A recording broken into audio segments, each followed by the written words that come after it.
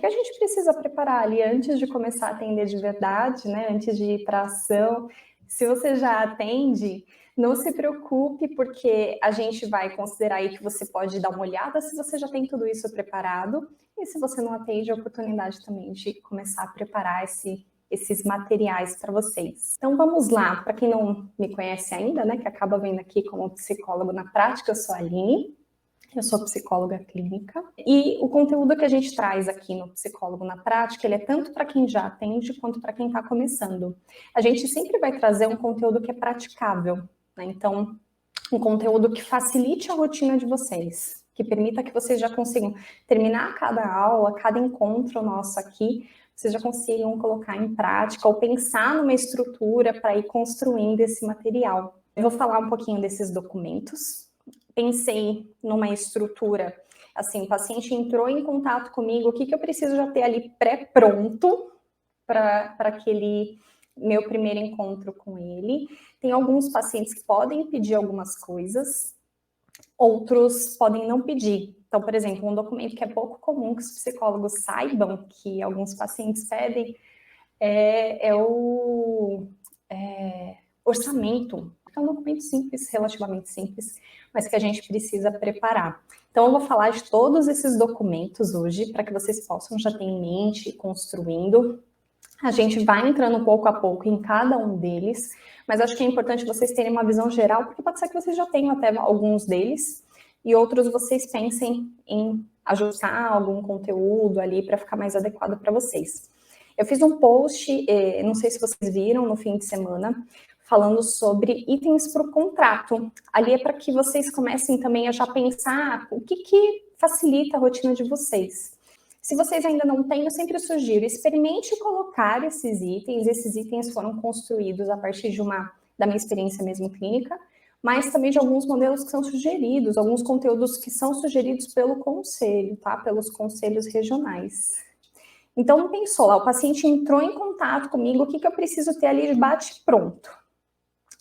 Contrato, esse primeiro item, né? Talvez o orçamento bem antes, mas o contrato é esse primeiro item. Revisem anualmente o contrato de vocês, né? Todo mês de janeiro, então anualmente no mês de janeiro eu faço uma revisão dos meus contratos.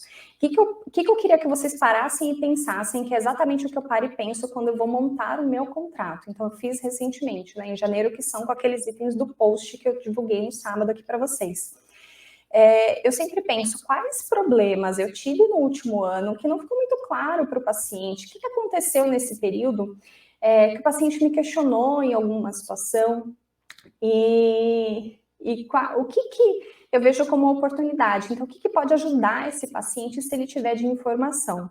E aí, todo ano, no mês de janeiro, eu reviso, gente, eu reviso mesmo. Então, eu vou item a item. Então, no período de pandemia, eu incluo informações sobre guarda de documento. Quando eu vejo, por exemplo, a questão, antigamente eu colocava que o paciente tinha que me avisar com 24 horas de antecedência sobre o cancelamento das sessões. E aí, eu sei que os pacientes da segunda-feira acabam ficando um pouco, né, não tão felizes com isso, mas eles já sabem disso antes de começar o processo. Eu mudei isso para 24 horas úteis. Por quê? Porque se ele me avisa no domingo, o que eu faço com a minha agenda? Eu não tenho como remanejar. Então, tem coisas que vocês vão sentindo na pele, assim, sabe? Vão experimentando na prática para entender se aquele item faz sentido, se aquele item não faz sentido. Como que eu faço hoje? A gente falou até em um dos encontros, não sei se vocês estavam, mas eu mando para o meu paciente o contrato por e-mail e eu peço os dados de cadastro para ele, os dados que eu preciso para cadastrar ele no sistema do consultório. Em geral, são os dados da nota fiscal. E eu coloco que eu preciso daqueles dados e que ele responde, e eu já anexo o contrato, ele respondendo aquele e-mail significa que ele está de acordo com o conteúdo do contrato. Não é uma assinatura digital, percebe? Mas é um processo que eu tenho ali um de acordo que não está tão escrito de acordo. Foi o jeito que eu encontrei, porque muitos não escreviam de acordo, não tem como assinar. E não é um documento assim que a gente... Até uma pessoa me perguntou, você validou com o advogado? Não é um documento que geralmente a gente usa com risco... Tem risco jurídico? Sempre tem, né, gente? É possível que aconteça alguma situação que envolva denúncia, é possível, mas é pouco provável, né? Porque se a gente tem todo um cuidado ali com as situações que a gente vive no processo terapêutico, é muito pouco provável que ele tenha essa utilização jurídica. Então, a não ser que tenha uma questão muito específica, aí acho que vale a pena constar. Mas o contrato, ele é um documento praticamente orientativo. Sabe aquilo do paciente, tipo, mas eu não sabia que eu tinha que avisar se eu saísse de férias. Eu não sabia que eu tinha que avisar se eu não fosse comparecer na sessão e que isso teria um custo. Então, é para que é claro que a gente explica para ele isso no primeiro contato, ali na primeira sessão. Eu não leio o contrato com o paciente, mas eu passo os itens, não falo, olha, a gente vai olhar o contrato, não faço desse jeito, tá? O que eu faço é assim, olha, só para te explicar como que funciona o processo. Se você precisar, se eu não conseguir entrar na sessão por algum motivo, eu preciso que você me avise com tanto tempo de antecedência, as 24 horas úteis. Eu não trabalho em feriado e emenda, então eu dou uma passada, assim, mas é muito rápido, gente, porque os itens são simples, né? A questão do sigilo, né? Como que a gente garante o sigilo? Até uso um exemplo, né, que tipo, é um risco para a gente, né, quebra de sigilo. Esse sigilo é quebrado em algumas situações. Não sei se vocês sabem, quebra de sigilo existe em psicologia, tá lá no nosso código de ética. Mas quando que isso acontece? Quando tem risco à vida do paciente e a vida de outra pessoa. Então, por exemplo, eu não posso saber que o paciente planejou um crime e eu tô ali, né, sabendo daquele risco e não fiz nada para proteger a vida daquela pessoa. Ou quando ele está em uma situação de risco. Então, eu preciso proteger a vida daquele paciente. Então, tirou a questão do risco à vida, a gente não tem quebra de sigilo. Assim, claro, né? Quando a gente olha lá o código de ética em relação a isso, a gente fica nas mãos do psicólogo a decisão por menor impacto, né? Então, menor risco. Então, se a gente percebe que não tem nenhum tipo de risco, tudo certo a gente seguir ali sem quebrar o sigilo. Se a gente percebe que tem um impacto, um risco, de alguma forma que a gente acha que é significativo, aí a gente pode justificar a quebra de sigilo. Então, vamos voltando. O que a gente precisa ter, então, para o primeiro encontro com o paciente? O que a gente precisa ter de documentos preparados para começar a atender? O contrato é o ponto 1 e tem um post com os itens do contrato para você já começar a preparar o seu ou revisar o seu. É o último post que está lá no feed, então tá fácil. Outra coisa, recibo, né? Para quem ainda não tem nota fiscal, não tem empresa aberta, a gente emite recibo. Por que a gente precisa desse documento para o paciente? Por 2 motivos. Porque ele pode utilizar para reembolso no plano de saúde, se ele tiver essa cobertura, importante ter essa informação clara para o paciente, se tiver a cobertura de reembolso. Às vezes eu vejo alguns psicólogos colocando assim, eu atendo com reembolso, né? Não é bem assim, gente, porque tem muitos planos que não têm essa cobertura, não é obrigatório. O plano precisa ter uma rede de atendimento, não necessariamente ele precisa ter o reembolso. Então, se ele tem essa cobertura no plano dele, ele pode solicitar o reembolso e um dos documentos é o recibo ou a nota fiscal. Qual é o outro documento comum? O encaminhamento médico para psicoterapia. Os planos entendem que se o paciente vai usar o plano médico para reembolso, ele está sendo reembolsado por um tratamento, e quem determina o tratamento são os médicos. Então, é importante que a gente sinalize, que ele consulte qual é esse documento, esses documentos que o plano dele solicita, mas em geral é esse mesmo, é bem comum de ser assim, não é tão complexo, tá? E por que mais, né, eu preciso oferecer o recibo para o meu paciente? Meu paciente nem tem um plano de saúde, né? Porque eu preciso declarar que eu recebi aquele valor no meu paciente. E se eu não declaro? Eu posso cair na malha fina da receita. Eu já contei para vocês também, não sei, pode ser que alguém não tenha participado dessa aula, mas no primeiro ano eu só ia emitindo recibo conforme os pacientes me pediam. E aí, na época da declaração de imposto de renda, aqueles pacientes que falaram que não precisavam, e aí depois eu emiti de todo mundo e fiz o imposto certinho, ainda bem, né? Eles me falaram, Aline, eu preciso do recibo. Não tinha precisado antes. Então, é melhor a gente realmente ter esse cuidado, pecar pelo excesso do que pela falta. Emite de todo mundo, faz certinho, faz o pagamento de imposto certinho, a gente vai ter uma aula de impostos, mas faz tudo certinho para você não ter dor de cabeça lá na frente. Deixa tudo já estruturado. Então, tem o contrato e o recibo. Outra coisa, entrevista inicial. A gente fala muito de modelo de anamnese, várias pessoas me pedem modelo de anamnese. Sou a favor e não sou a favor. Por quê? Porque eu acho que a anamnese, às vezes a gente pega modelos de anamnese na internet ou em alguns grupos, né, a gente sabe que tem grupos de psicólogos, né, que a gente faz parte, eu participo de alguns, que tem modelos que é um conjunto de informações que a gente não sabe bem para que a gente vai usar aquelas informações. A anamnese também é um documento, essa entrevista inicial, também é um documento que a gente precisa revisitar de tempo em tempo para entender, tá? Eu peço essa informação para o paciente, eu uso essa informação que eu peço, ou é só porque está lá no formulário? O que eu acho que é importante que vocês pensem? Claro, tem uma estrutura, né? Então, que tipo de informações eu preciso para avaliação inicial? Quem estava aqui na aula de avaliação inicial já sabe exatamente o que fazer. Né? Quais informações coletar ali para eu entender qual é a dinâmica do funcionamento daquele paciente. Então, a anamnese ou a entrevista inicial, ela é só um formulário que ajuda a gente nesse direcionamento. A gente não necessariamente, a gente pode, mas a gente não necessariamente precisa pegar a anamnese e preencher todos os itens ali, tete a tete com o paciente. Eu vejo alguns psicólogos que mandam para o paciente a anamnese completa e o paciente manda de volta. Eu vejo alguns psicólogos que fazem de um jeitinho diferente, que eu acho até interessante, que pegam divisão por blocos. Então, por exemplo, eu quero hoje olhar para o histórico familiar daquele paciente. E aí ele manda para o paciente, ou ele foca naquela sessão, trabalhar aqueles pontos com o paciente. Então, ele vai levantando informações daquele ponto. Então, ele vai construindo gradativamente, não de uma vez só, mas ele vai levantando as informações conforme ele realmente precisa. Eu acho bem interessante esse modelo. E aí, eu acho que é importante a gente entender para que sempre, gente, se faça essa pergunta: o que eu preciso, por que eu quero essa informação e como eu vou utilizar essa informação, para que não fique uma informação solta, para que não fique aquele monte de levantamento de dados que a gente nunca mais vai consultar depois. Quando eu comecei a atender, eu fazia isso. Eu levantava um monte de dados e não sabia bem o que fazer com aquele tantão de informação. Então, a entrevista inicial é importante que a gente tenha um escopo geral, a anamnese, mas não se restrinja. Sabe por quê? Por mais que vocês pensem assim, tá, Aline, eu tô levantando essas informações, mas faltou alguma coisa aqui, faltou eu saber como eram os relacionamentos afetivos dessa pessoa, os relacionamentos anteriores dessa pessoa. Eu posso perguntar depois.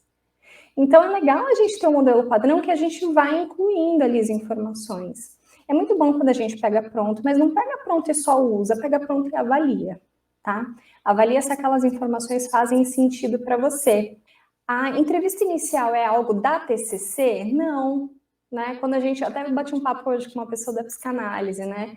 Que entrevista inicial, né? Esse momento de levantamento de informações é como se fosse essa avaliação inicial é como se fosse uma das etapas de pré-tratamento ou de pré-análise, né, para quem é da psicanálise. Então, são todas as informações que a gente precisa antes da intervenção. Então, antes da gente ir para a ação, né, fazendo algo com aquele nosso paciente, a gente faz ali um levantamento de dados que vai ajudar a gente a ter insumo, né, a ter uma bagagem suficiente para construir aquele processo com o paciente. Eu falo que é como se fosse um alicerce. Às vezes o paciente, claro, assim, não é rigidamente, né? Às vezes o paciente está com uma questão muito intensa e a gente já precisa fazer uma intervenção. Então, assim, cronologicamente, saber que é antes da intervenção ajuda. Mas às vezes não dá. Então, por exemplo, às vezes a pessoa está com uma crise de pânico. Eu preciso ajudar ela a sair daquela crise imediatamente, para que eu consiga levantar as informações. Eu não posso falar, espera um pouquinho aí, que a gente já olha para isso. É importante que a gente tenha em mente, né, que esse momento, assim, de levantamento de dados, ele é uma fase de pré-tratamento e que isso existe em qualquer linha. Hoje também estava discutindo com outra psi, que é do psicodrama, e a gente estava falando sobre definição de objetivos do processo, porque algumas abordagens, e às vezes não é nem da abordagem, às vezes são pessoas que são referências dentro das abordagens, optam por definir um objetivo, outras optam por trabalhar com o que surgir naquele encontro. Mas quando a gente olha para raciocínio clínico, que é isso que é o nosso foco aqui, independente da linha. O que eu quero desenvolver em vocês é raciocínio clínico e o preparo para que vocês possam atender. Por isso que tanto faz a linha que vocês atuam. E quando a gente olha, eu vou olhar muito para isso, vocês vão ver, eu olho muito para a determinação do conselho, porque além de ter um raciocínio clínico, eu quero que vocês façam o que precisa ser feito, façam o que é o correto. A gente percebe que o conselho, ele orienta que a gente tem um objetivo, e o objetivo do tratamento é um campo obrigatório no nosso prontuário, que é o outro documento que a gente precisa, que eu vou falar nele agora. Essa estrutura é o que vai fazer com que a gente atenda ali uma determinação do conselho e, ao mesmo tempo, faz com que a gente deixe um documento atualizado, que é um documento do paciente, e, ao mesmo tempo, faz com que a gente consiga perceber a evolução do processo, porque a gente dá aquela passadinha de olho, sabe? Antes da próxima sessão. Então, a gente lembra, gente, ó, eu sei que a maior insegurança dos psicólogos é não lembrar o que o paciente falou. Isso eu escuto com muita frequência, e que eles fazem prontuários enormes. Mas, em geral, a gente lembra as histórias. O que a gente precisa registrar no prontuário é a evolução mesmo, né? É o que evoluiu, né? Então, o que surgiu naquela sessão, se for conectado com o objetivo do trabalho ou o que estava planejado para aquela sessão, às vezes surge mesmo, né? Então, às vezes a gente está planejado para trabalhar um ponto específico, teve um problema aí no meio do caminho, surgiu uma demanda nova e a gente não vai falar, não está no nosso objetivo do trabalho, né? Não, a gente vai trabalhar também com o que surge. Mas se surgir uma demanda, o que a gente vai pensar? Qual é essa demanda? O que de informação eu preciso em relação a isso? Se eu utilizei uma intervenção, utilizei uma técnica, qual foi essa técnica que eu utilizei? Isso é o que vai estar no prontuário de vocês. Então, bem superficialmente, qual é a demanda? O que eu levantei de informação em relação a ela, bem superficialmente. Qual é a intervenção que eu fiz, qual a técnica que eu utilizei, com qual objetivo e qual resultado eu tive.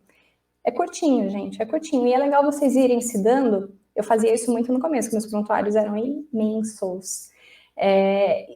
Se dá um limite, ou de tempo para atualizar o prontuário, ou de linhas. Né? Então, hoje o meu limite de prontuário são 8 linhas. Eu não passo de 8 linhas numa atualização, num registro de evolução. A atualização, então, Camila, eu faço dessa forma. Né? Eu faço sempre considerando mais ou menos essa estrutura, o que foi trabalhado na sessão, qual o objetivo, qual foi o resultado, e ali é a minha evolução, mais ou menos ali com no máximo 8 linhas, tento deixar com 5, tá? E eu arquivo de forma digital, eu uso um sistema, não necessariamente precisa ser digital, não tem uma determinação no conselho em relação a isso é a opção do psicólogo. Eu acho mais fácil, quando é digital, não precisa também ser digital e com sistema. Pode ser digital, desde que você tenha um cuidado no armazenamento das informações. Então, se você armazena as informações, tem pelo menos uma senha, não é um e-mail que fica ali logado o tempo todo, que outras pessoas têm acesso, então que tenha barreiras, né, para que pessoas tenham acesso. Se tiver aquela dupla checagem, né, que a gente já tem para o WhatsApp, eu acho que tem para e-mail já também, que tem como você ter uma segunda confirmação de acesso, é sempre bom para a gente garantir. Então, se você puder, for armazenar digitalmente, então, por exemplo, esses drives da vida, né, esses arquivos na nuvem, tenta criar um só para o consultório, só para isso. Não deixa misturado com as suas atividades pessoais. Deixa ele separadinho, aí você não tem nenhum risco de acessar, outra pessoa ver, tem nenhum tipo de risco. O registro documental fica enorme, né, dá medo mesmo, mas eu tenho certeza que você vai lembrar de todas as informações. Eu tenho certeza que você não consulta o quanto você imaginou que consultaria essas informações.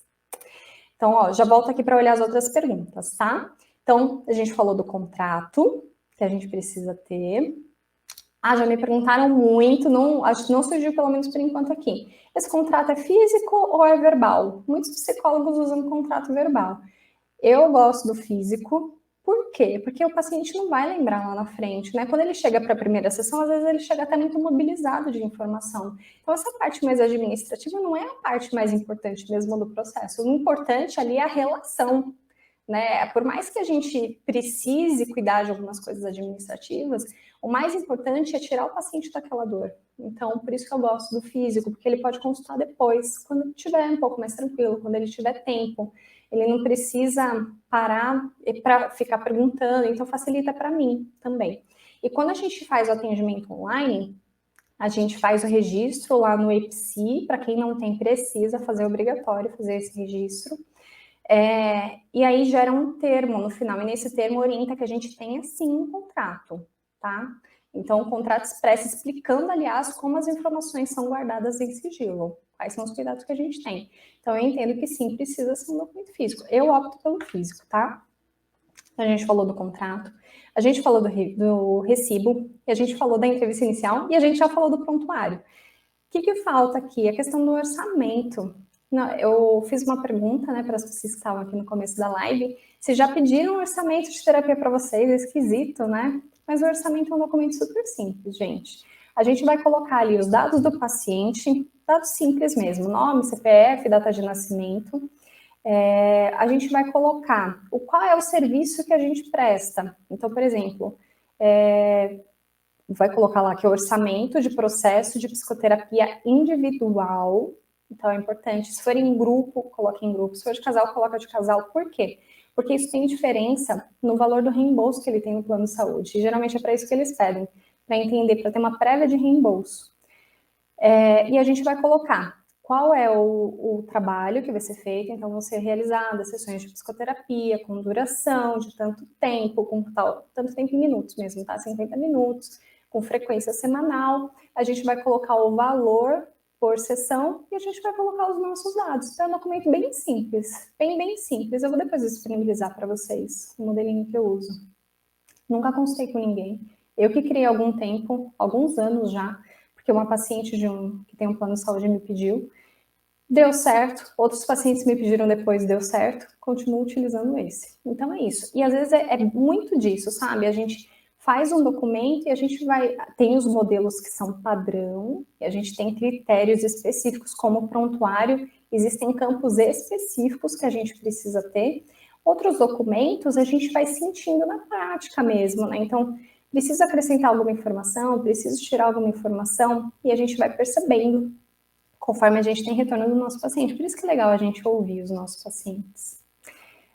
Além desses documentos, do contrato, do recibo, de um documento ali de entrevista inicial, se você for utilizar, ou de uma estrutura de anamnese, mesmo que você só tenha ali em mente um roteiro meio que interno estabelecido, o orçamento e o prontuário, o que é importante que vocês pensem na definição dos valores? Porque o paciente vai entrar em contato com vocês vão ter que falar o valor do atendimento. Então, a gente precisa ter isso definido para o início do processo. Não dá para a gente começar ali a atender sem abordar esse tema. Esse é um tema que precisa estar muito claro para a gente, para que a gente se sinta segura para falar. Eu lembro que no meu primeiro atendimento, quando eu saí de empresa, quando aquele momento de falar, eu não falei o valor antes, hoje eu falo, né? Para mim não é um problema falar antes para os pacientes, quando eles me procuram. Mas eu não falei, fiz a primeira sessão ali, ia falar na sessão qual era o valor do atendimento. E aí eu estava ali enrolando para dar aquela informação, porque eu estava muito nervosa, parecia que era algo errado. Olha que loucura, né? Era muito estranho para mim estar naquele lugar, meu Deus do céu, eu estou passando um valor como se estivesse vendendo um produto, mas é uma prestação de serviços. Então, assim como a área médica tem o valor da prestação de serviços, a área de psicologia também, e é uma área da saúde. Talvez a gente tenha aí uma visão, eu tinha também, né? Eu sempre fui muito vinculada a trabalhos sociais, então talvez eu tinha essa visão de que o cuidado era vinculado ao social e não me apropriava, me sentia segura na hora de falar o valor.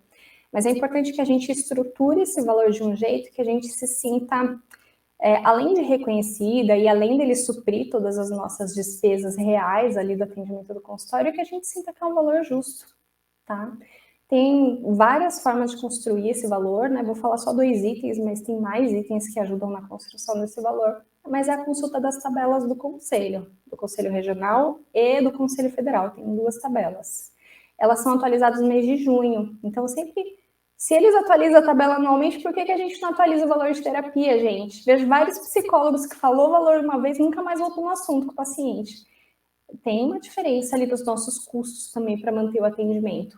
E isso também é repassado ali para os nossos pacientes, né? Então aumenta o custo também. Qual é o sistema eu posso falar? Gente, eu posso falar tudo, tá?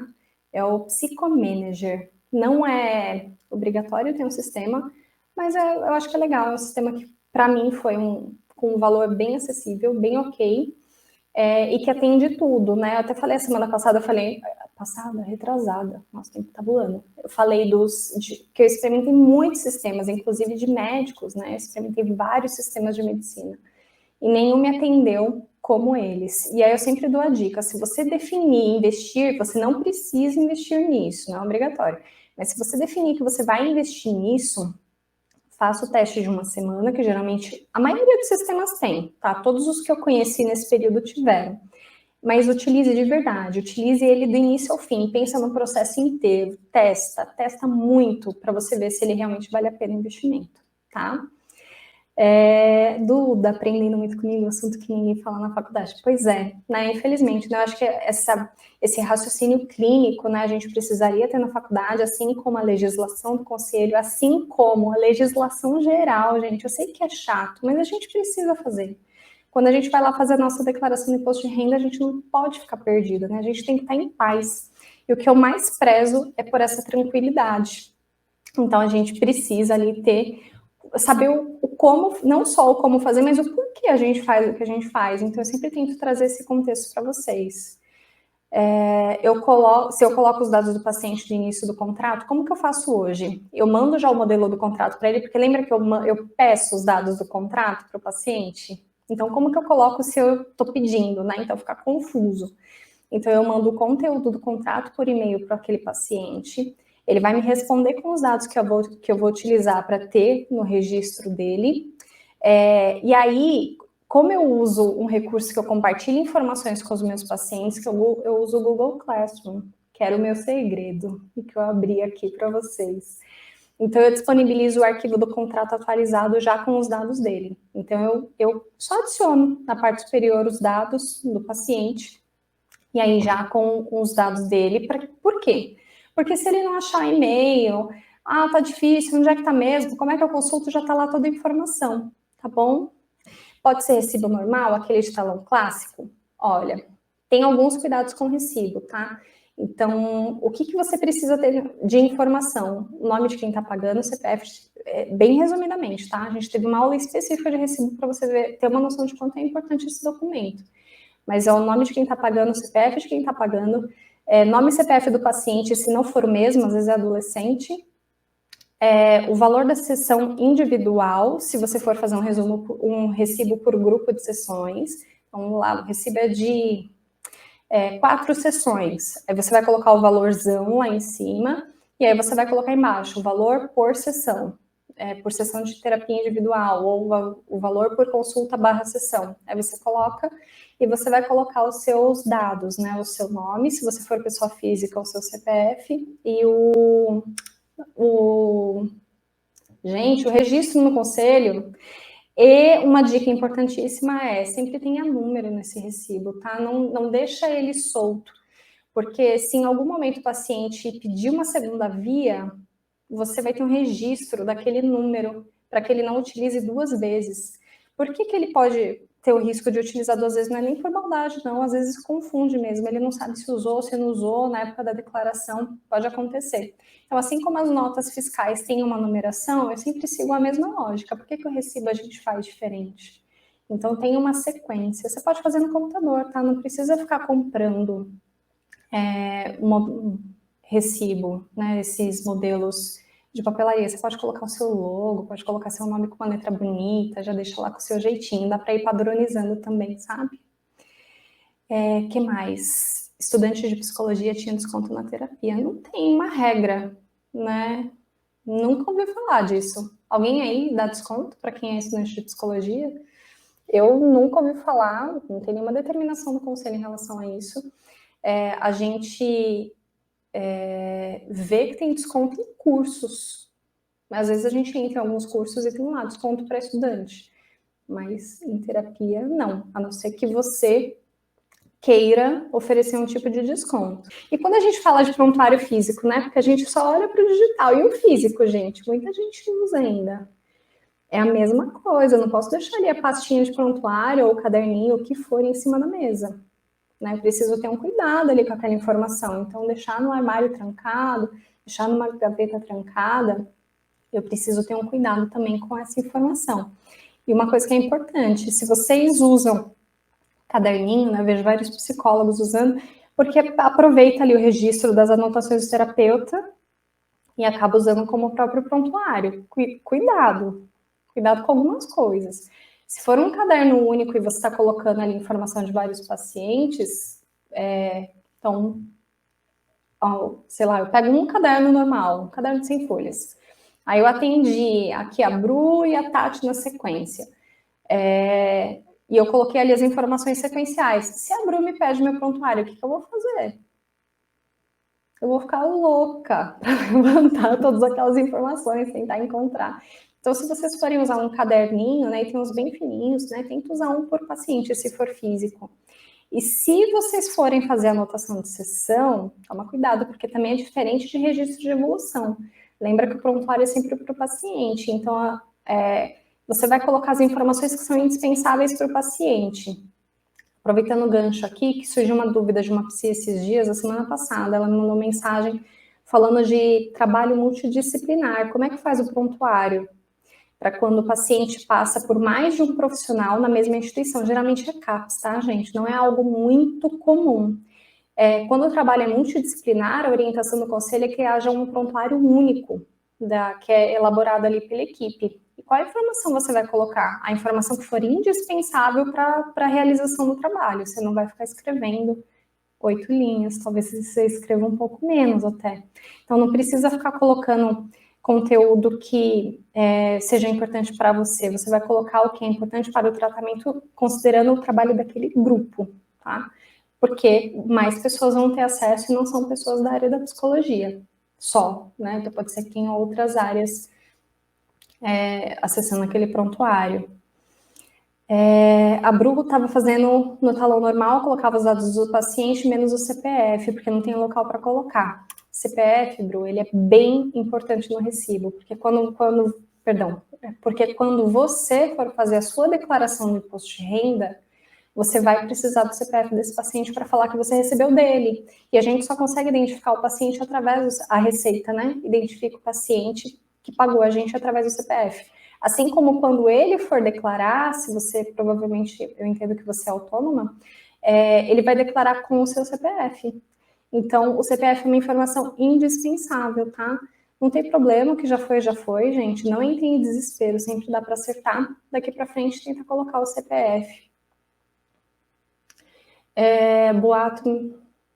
Mas bato meu carimbo com o número do registro. O carimbo com o número do registro é obrigatório, e a sua assinatura também, tá? Senão ele não consegue reembolso no plano de saúde. Registro para o atendimento online, a gente coloca no Google, a Babi está perguntando, coloca no Google EPSI, EPSI, é um portal do conselho em que a gente faz o registro para atendimento online. A gente não pode atender sem esse registro. Agora ainda está muito mais fácil, porque a partir do momento que a gente submete o registro para aprovação, durante esse período de análise, a gente já pode atender. Quando eu comecei a atender online, não era assim. Isso mudou na pandemia para facilitar por conta do volume de psicólogos que estavam buscando essa modalidade de atendimento para poder atender os pacientes, e eles não estavam dando conta de analisar num curto período.